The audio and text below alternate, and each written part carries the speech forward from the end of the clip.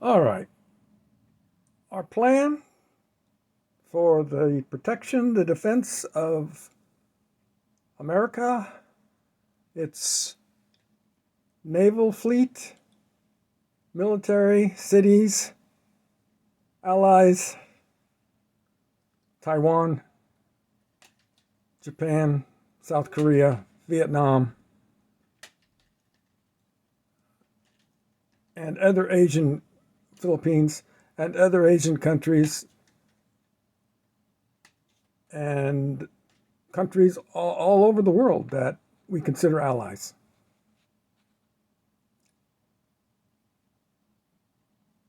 If the dragon decides to invade Taiwan and initiates such action,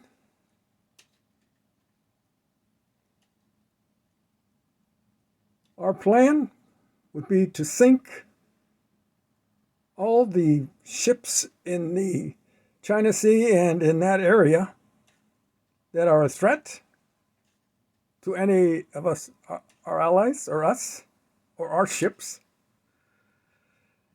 or our allies' ships, and to destroy every base on the mainland where the dragon resides, every military base that's a threat to us and our allies. If one of our capital ships is sunk, aircraft carrier, or several of our minor ships are sunk,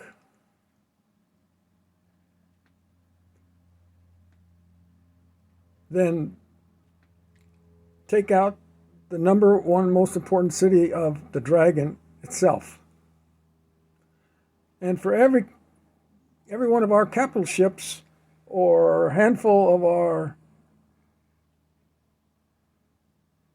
2, 3, maybe 4, I don't know, let's say 2 or 3 lesser ships that are sunk by the dragon, then it escalates. Instead of one city, the second round, you go to the next 2 most important cities, and then the next 3, and then the next 4.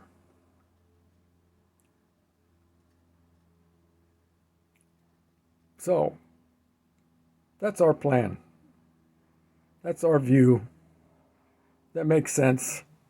And another thing, initiate action to stop the Chinese from threatening Taiwan, terrorizing Taiwan. Ships in the waters over there. And if they want World War III and they want to cut the population and destroy much of China, be my guest. Be our guest. We can always let God sort things out. That's the way I look at it. That's my view. But, on the other hand, maybe God has a different idea, a different view. Maybe we're supposed to just let China abuse and destroy and enslave a bunch of the world. So, whoever's leading the country, if they're connected to God, they should have serious prayer on the part of them and other people connected to God to be guided by God and to do the right thing. Very simple. That's the bottom line. Be guided by God. Don't just look at the scriptures of the holy creator of the universe and figure it out yourself. No, that's not living out a godly life properly. That might be a baby, kid level of living it out. But if we're growing and mature and keep heading in the right direction with God, then He Himself will guide us directly. We'll be able to double check with other true believers and with the scriptures themselves. Oh, and also, if war does break out, as I described previously, The leader of the brave and the so-called brave and the free, the leader and his team, all his team members that live in the land of fantasy and delusion and corruption and perversion and pathological lying and sociopathic actions, they should all be removed instantly. Removed and replaced with people who have sense. But that'd be our view. It may not be God's view. Maybe he wants this guy who's in charge of America the Beautiful and his team to destroy this country, to put this country and its people through hell, to put the world through hell, him and Xi and Putin and all these guys. Maybe that's really God's plan, to allow them to put the whole planet through hell in a time of testing and tribulation that you cannot believe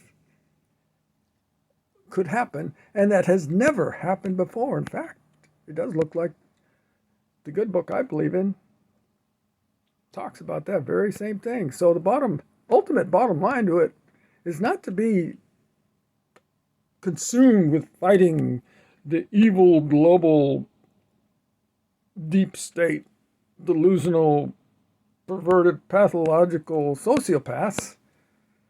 That's not the ultimate goal.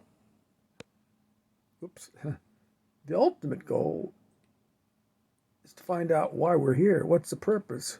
Who's in charge? What's his plan? His or hers plan. Hey, we got to get with the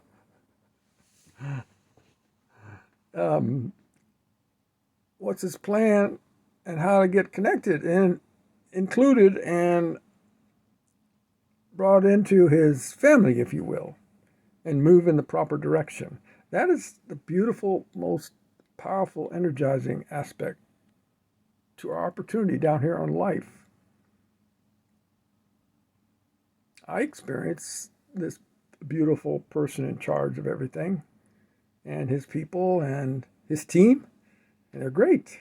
They're wonderful. And I see almost no problems with the principles they've laid out for us, the book and books they've provided for us. Of course, we view that there is one ultimate book, but there are many other books by participants, adherents, and activists in the program, his program, that can be very helpful too. And as a matter of fact, my understanding and experience is that all kinds of things in this world are very helpful. All kinds of books from all kinds of people, even people who teach things that are wrong or destructive or so-called quote-unquote evil. All these things play a part in this world, this planet, in the ultimate God's plan as a test, training, boot camp, because he only wants to bring a very small, select few people into the next program. I'm not sure that I'm going to make it, but, I figure I have a chance. But the proof's in the pudding. If we're having a transformative, peace-imparting, love-generating, fearlessness, sacrificial living, generating experience with these beings who are in control of the universe, I think, the whole kit and caboodle, is my educated guess, I guess you might say, belief. Experience his teaching, his guiding, his soft touch, his hugs and kisses. Like, it's somewhat sort of like what we experience with people. Maybe our wife or our kids, our friends, our best friends, for example. The only difference usually is that, generally we not actually see somebody physically or feel it physically, but psychologically, spiritually, there's many times when I've felt that he's guided, he's enlightened me, he's helped me to understand, to think, to behave, to calm down, to relax, to get focused and centered on the right, more properly on the right stuff, and not so much concerned and overly focused or concentrating on more peripheral side issues. Don't get me wrong, we need to be careful about every aspect, every way, everything to some degree or another. I mean, not everything, but I mean, in general, a lot of things, maybe to some degree or other, everything, I guess you might say, but about our experience in life, people around us, how we behave, what we think, our goals, and who we run to when we've got problems, and things like that. So I can highly recommend this being who has been down here and sent his intermediaries and has his intermediaries down here actively working behind the scenes. You don't exactly necessarily see them, but you do see people in the flesh who are connected to this person and his plan and his people, his book, his spirit within and without. They are also, quote unquote, intermediaries of a type. So my experience with him had been quite an experience, to be guided, to be enlightened, to be disciplined, to be transformed, to have a sense of purpose, direction, to be able to be calm to one degree or another, in spite of how crazy and terrible things seem to be heading right off the cliff in so many different ways. And they are, and they're going to keep going that way for the next few years until this person who I believe died for our sins, actually, rose again, comes back and kicks our butts from here to Jupiter, and then lines us all up for our judgment experience. It's going to be, it's not, our weapons and our ability compared to his, just, I don't know, maybe like a teenager to a PhD, and I don't know, a teenager with his friends compared to, I don't know, the U.S. military, for example. Where anybody here on this planet thinks they're going to fight this being coming back, be my guest, because you're just wasting your time. Kind of like a mouse trying to fight an elephant. But he's coming back and going to take very few people out of here, a very small percentage, and are going to qualify. People who are looking for his coming, people who are grieving about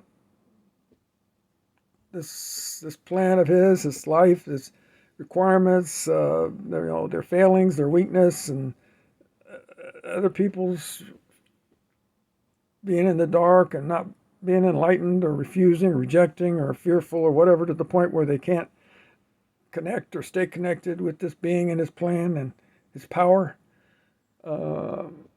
People who are experiencing that small, still voice, guiding and comforting and enlightening, transforming, and to the point where people have, one degree or another, a certain degree of good, positive fruit, peace, joy, love, helpfulness, sacrificial living, and so on and so forth.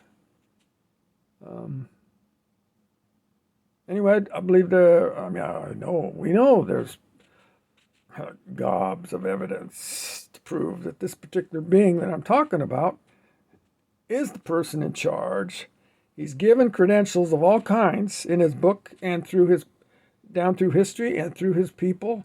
And every single person on earth, I think, generally, as a rule of thumb, is experiencing contact with this person by various means, through this person's scriptures, this person's prophets, so to speak, teachers, just everyday foot soldier of this person, through nature itself, all kinds of ways. He's offering enlightenment, membership in his family, and an eternity with him and his people.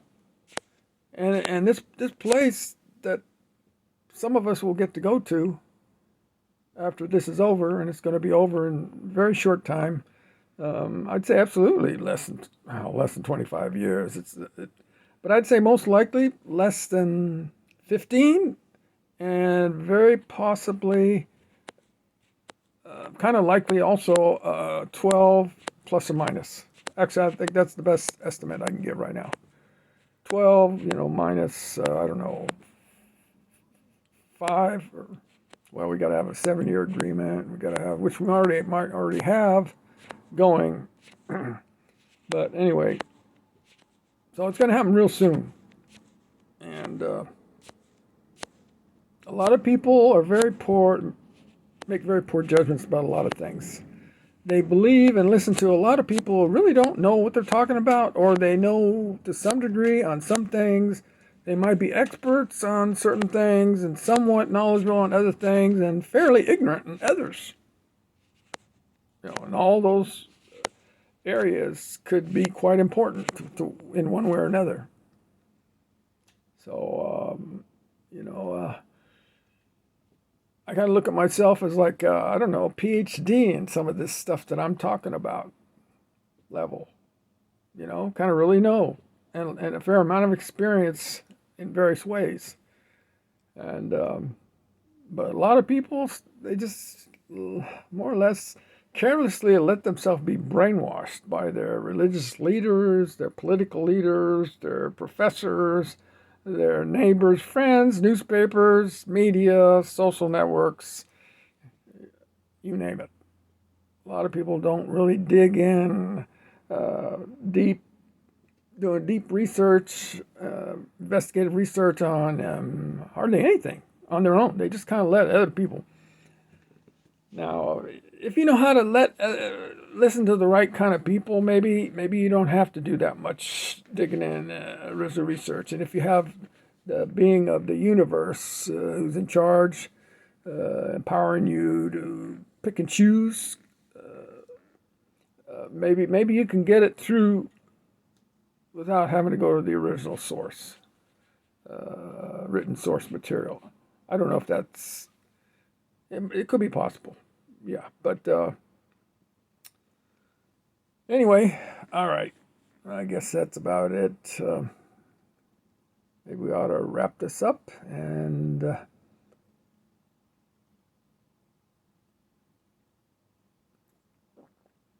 I don't know if we should be praying right at this point. But time's just about up. It's just going to keep getting worse and worse. Matter of fact, I believe that the arch enemy, the top enemy of the good being in charge of the universe, well, his top enemy, I suspect, has been let loose on the earth. He's got just a few years. Let's say, I don't know, maybe 7 to 12 years, I think, is all he's going to have about down here to do his thing. And then it's going to be over. It's going to be over. And Armageddon, the whole world comes against God's so-called country, God's people, so on and so forth. And by that time, there's been a lot of terrible things happening on the earth. Just super tremendously terrible. World war, nuclear, I mean, you name it. But for the Armageddon, second coming, judgment, and taking the so-called elect out of here, that's about a 45-day period.